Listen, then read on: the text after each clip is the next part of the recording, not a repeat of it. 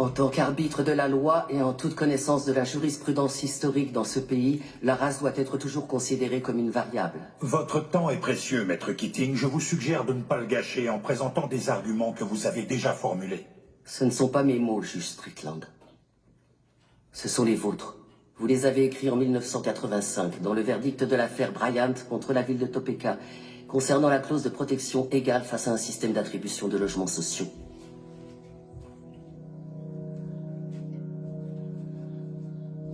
Le racisme fait partie de l'ADN des États-Unis d'Amérique.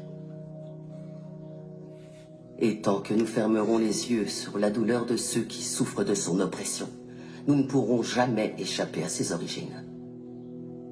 Le seul garde-fou dont peuvent bénéficier les personnes de couleur, c'est le droit de se défendre, et nous ne leur accordons même pas. Ce qui veut dire que la promesse de l'égalité des droits n'a jamais été remplie. En raison de l'échec de notre système judiciaire et de notre défense publique en particulier. L'époque de la ségrégation n'est toujours pas derrière nous. L'époque où les lois ont rendu illégal que les Noirs et les Blancs soient enterrés dans le même cimetière. Où on catégorisait les gens en carterons ou en octavons. Où on punissait un Noir parce qu'il avait demandé des soins médicaux dans un hôpital pour Blancs. Certains prétendent que l'esclavage est révolu.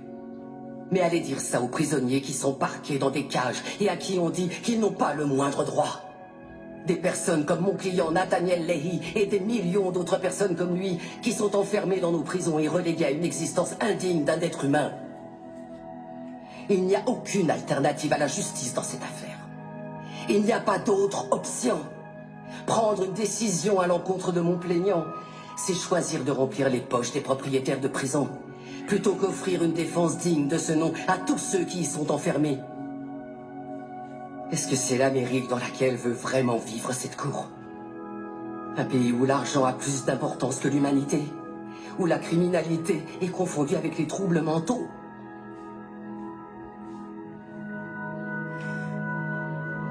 Le 6e amendement a été ratifié en 1791. C'était maintenant il y a 226 ans. Je pense qu'il est donc temps de réellement garantir ces droits à tous nos citoyens.